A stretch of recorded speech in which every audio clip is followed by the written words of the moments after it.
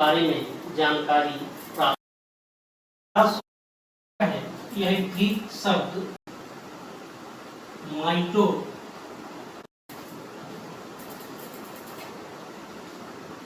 कक्षा first year जीव विज्ञान के आज के वर्चुअल क्लास जो माइटोकॉन्ड्रिया है, यह ग्रीक शब्द माइटो और कॉन्ड्रियान से उत्पन्न है। माइटो मीन्स होता है थ्रेड और कॉन्ड्रियान्स मीन्स ग्रेन्यूल। तो इसे सूत्र कणिका हिंदी में भी कहते हैं। ये जो माइटोकॉन्ड्रिया है, इसकी खोज सन 1880 में कोलिकर नामक वैज्ञानिक ने कीटों की रेखित पेशी में की थी। स्ट्रैटेड मसल्स ऑफ इंसेक्ट्स में सूत्रकणिका की खोज कोलिकर ने सन 1880 में की थी। सन 1882 में इन्हें फ्लेमिंग ने फाइला नाम से पुकारा था।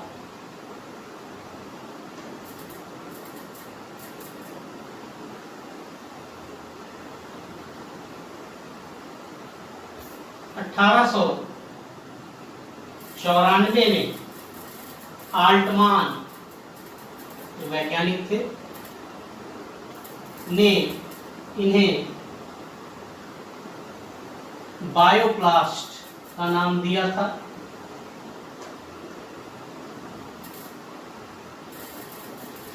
सन 1897 में बेंडा नामक वैज्ञानिक ने इसे इसका वर्तमान नाम माइटोकॉन्ड्रिया दिया था। यद्यपि जंतु कोशिकाओं में माइटोकॉन्ड्रिया की खोज कोलिकर ने की थी, परंतु पादप कोशिकाओं में सन 1904 में एफ नीज वैज्ञानिक थे। इन्होंने निम्फिया नामक पौधे में सूत्रकणिका की खोज की थी। ये माइटोकॉन्ड्रिया का एक संक्षिप्त इतिहास रहा।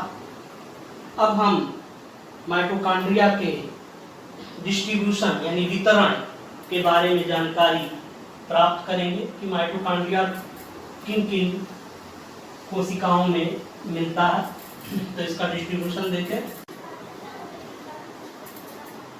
डिस्ट्रीब्यूशन इसका देखें।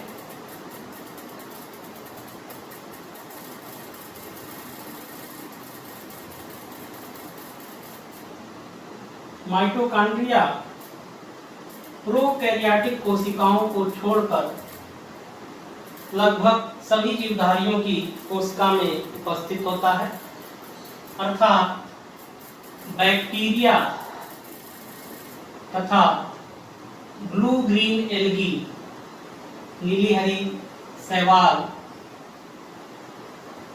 की कोशिकाओं में माइटोकॉन्ड्रिया अनुपस्थित होता है। साथ ही साथ जो स्तनधारियों की मैच्योर आरबीसी होती है, परिपक्व RBC, mature RBC of mammals में भी माइटोकॉन्ड्रिया प्रारंभ में पाया जाता है, लेकिन परिपक्व होने पर, आरबीसी के परिपक्व होने पर द्वितीयक रूप से यह नष्ट हो जाता है। आइए अब इसकी साइज और इसकी संख्या प्रत्येक कोशिका में कितनी पाई जाती है इसके बारे में जानकारी प्राप्त करें। Size and number of mitochondria. Mitochondria को जेनस ग्रीन बी नामक एसिडिक डाई से स्टेन किया जाता है। जब इस डाई का प्रयोग करते हैं तो माइटोकॉन्ड्रिया कोशिका में विजुअल हो जाता है। इसकी जो साइज होती है ये 0.5 माइक्रोन से लेकर 2 माइक्रोन व्यास डायमीटर का इसका साइज होता है। इसका आकार छड़नुमा होता है और इसकी संख्या प्रत्येक विभाजक कोशिका में अलग अलग होती है। उदाहरण के लिए एक एल्गी है जिसका नाम है माइक्रा स्टेरियास। इसकी प्रत्येक कोशिका में माइटोकॉन्ड्रिया की संख्या केवल एक ही पाई जाती है। एक समुद्री अमीबा है जिसका नाम है चेओज। इसके प्रत्येक कोशिका में लगभग 50,000 तक माइटोकॉन्ड्रिया रिपोर्ट किया गया है। इसी प्रकार एक जंतु है जिसका नाम है सी अर्चिन। इस सी अर्चिन के एक्स में अंडों में लगभग 15,000 माइटोकॉन्ड्रिया पाया जाता है और सी अर्चिन के oocytes में इनकी संख्या लगभग 3 लाख तक की होती है। तो आपने देखा कि प्रत्येक कोशिका में माइटोकॉन्ड्रिया के संख्या का रेंज क्या है, 1 से लेकर 3 लाख तक इसकी संख्या जो है पाई जाती है। आइए अब माइटोकॉन्ड्रिया के स्ट्रक्चर या संरचना के बारे में जानकारी प्राप्त करें।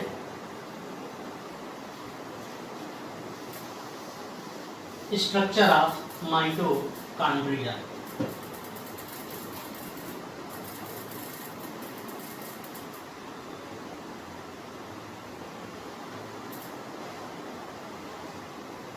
माइटोकॉन्ड्रिया एक दोहरी इकाई झिल्ली से घिरी हुई संरचना होती है। इसमें एक बाहरी झिल्ली होती है और इसके नीचे एक इसकी भीतरी झिल्ली होती है जो इसके मैट्रिक्स आधारभूत पदार्थ को चारों ओर से घेरे होती है। ये जो भीतरी झिल्ली होती है ये मैट्रिक्स में धंस कर उंगली के समान प्रवर्ध बनाती है। इन उंगली के समान प्रवर्धों को हम क्रिस्टी के नाम से जानते हैं। तो ये इसकी आउटर मेम्ब्रेन हो गई।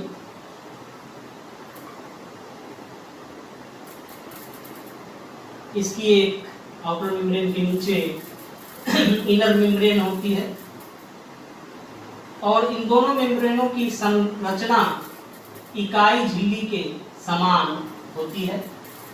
इन दोनों झिल्लियों के बीच में जो खाली स्थान पाया जाता है उसे परसूत्रकर्णकीय अवकाश पेरी माइटोकॉन्ड्रियल स्पेस कहते हैं।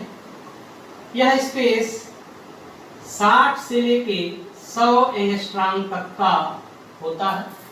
जिन जगहों पर क्रिस्टी होती है, ये भीतरी झिल्ली अंदर की मैट्रिक्स में धसी होती है, वहां पर पेरी माइटोकॉन्ड्रियल स्पेस 100 एंगस्ट्रॉम का होता है इन जगहों पर, और जहां ये धसी नहीं होती है वहां पर ये 60 एंगस्ट्रॉम का, मतलब इन जगहों पर ये 60 एंगस्ट्रॉम है इसका पेरी माइटोकॉन्ड्रियल स्पेस का, और यहाँ पर ये करीब 100 एंगस्ट्रॉम का होता है।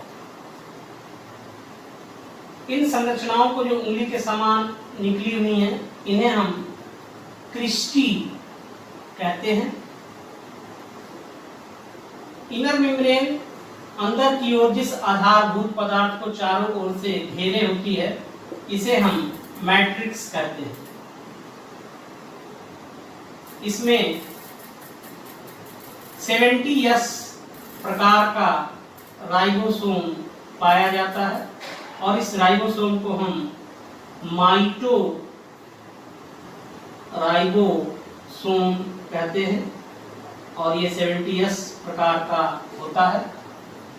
इसमें सर्कुलर डीएनए भी पाया जाता है जिसे हम माइटोकॉन्ड्रियल डीएनए भी कहते हैं, जिसकी वजह से ये जो माइटोकॉन्ड्रिया है ये आनुवांशिक रूप से स्वतंत्र सेल ऑर्गेनेल है। ये सेल्फ रिप्लिकेट कर सकता है, इसमें चूंकि माइटोकॉन्ड्रियल डीएनए है और माइटोराइबोसोम है, ये अपने ही जैसे प्रकृति को बना सकता है। मैट्रिक्स में मुख्य रूप से प्रोटीन, लिपिड, डीएनए और आरएनए पाए जाते हैं। ये जो कृष्टि है इस पर टेनिस के रैकेट के आकार के संरचनाएं लगी हुई पाई जाती हैं। इन टेनिस के रैकेट के आकार की संरचनाओं को हम F1 पार्टिकल, F1 कण या ऑक्सीसोम्स के नाम से भी जानते हैं। ये सभी कृष्टि पर इस तरह से लगा होगा। हम समय बचाने के लिए सब पर नहीं बना रहे हैं। अब इतने भाग का जरा सा आवर्धित चित्र देखें, जो आपको यहाँ पे बना के दिखाऊंगा। इससे आपको पूरी संरचना इसकी समझ में आएगी। ये आउटर मेम्ब्रेन हो गई और ये इनर मेम्ब्रेन हो गई, और इन दोनों के बीच में ये जो खाली स्थान है ये पेरी माइटोकॉन्ड्रियल स्पेस है। यहाँ पर ये 60 एंगस्ट्रॉम का है, और सॉरी थोड़ा सा संशोधन है चित्र में। इन जगहों पर ये पेरी माइटोकॉन्ड्रियल स्पेस ज्यादा बड़ा है, जो करीब 100 एंगस्ट्रॉम का है।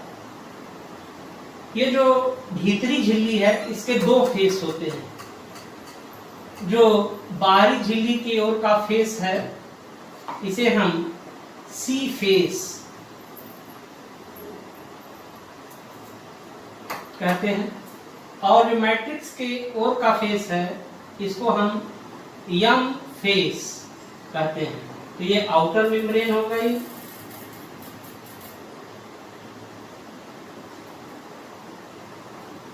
ये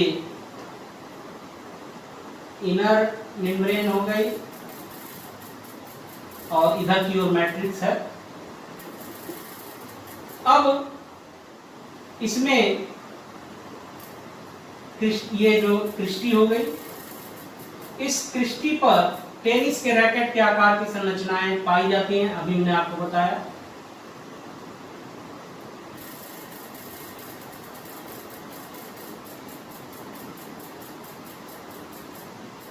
सिर्फ हम दो ही बनाएंगे यहाँ पर, इधर भी होंगी इसी तरह से।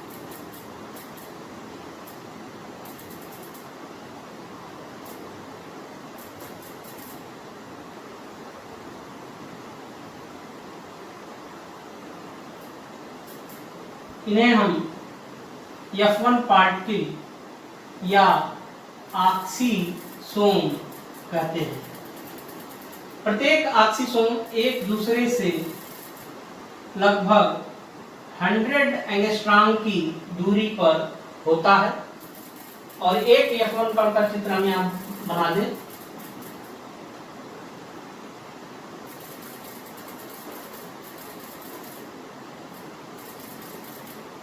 और प्रत्येक F1 कण में 3 भाग होते हैं। ये इसका बेस है जो कि इनर मेम्ब्रेन में धंसा होता है।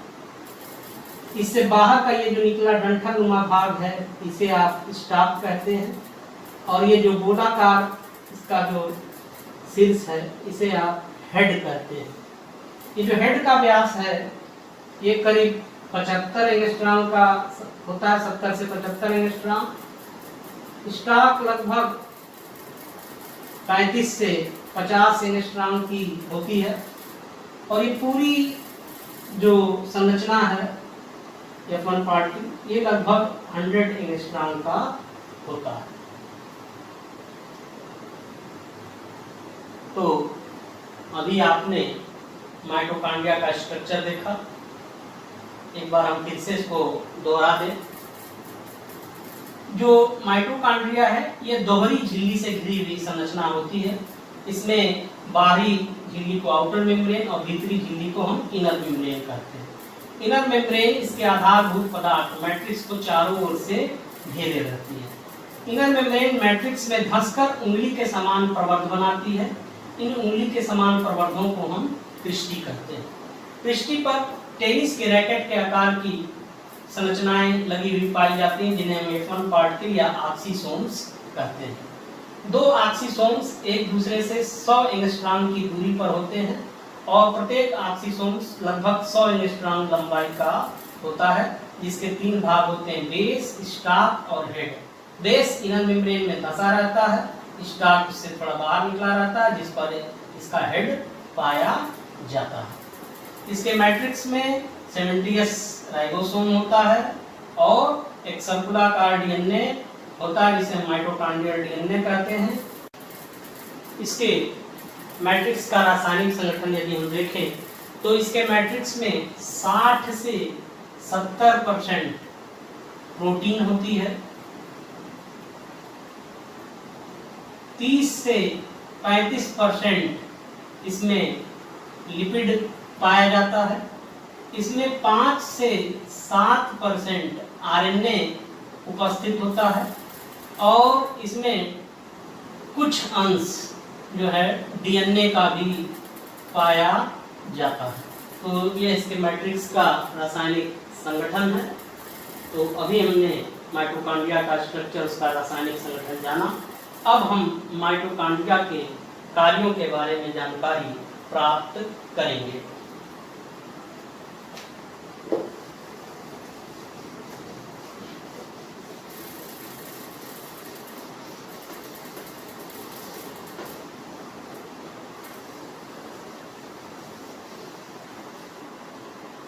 Functions of mitochondria. माइटोकॉन्ड्रिया को कोशिका का ऊर्जा गृह, पावर हाउस ऑफ सेल कहा जाता है।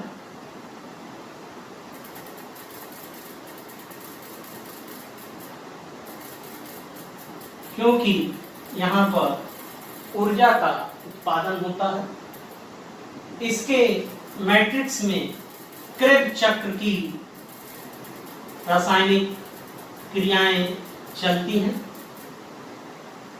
और आप जानते हैं क्रेब चक्र जब चलता है तो इसमें पायरिक एसिड का ऑक्सीडेशन होता है, जिसके फलस्वरूप ऊर्जा मुक्त होती है और उस ऊर्जा से एटीपी में कन्वर्ट होती है।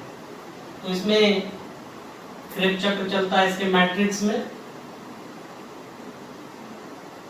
साथ ही साथ इसमें जो ऑक्सीसोम्स या F1 पार्टिकल पाया जाता है, वहाँ पर इलेक्ट्रॉन ट्रांसपोर्ट सिस्टम, इलेक्ट्रॉन संवहन तंत्र के एंजाइम वहाँ पर पाए जाते हैं और इसके अंदर भी एडीपी से एटीपी का निर्माण होता है। इसके लिए F1 कणों में एटीपी सिंथेटेज नामक एंजाइम और पूरा इलेक्ट्रॉन ट्रांसपोर्ट सिस्टम में जो भी एंजाइम होते हैं उसकी पूरी एक श्रृंखला पाई जाती है। तो ये माइटोकॉन्ड्रिया का प्रमुख कार्य ऊर्जा उत्पादन है, इसीलिए इसे कोशिका का ऊर्जा गृह भी हम कहते हैं। तो अभी हमने माइटोकॉन्ड्रिया के बारे में जानकारी प्राप्त की। इसके बाद अगले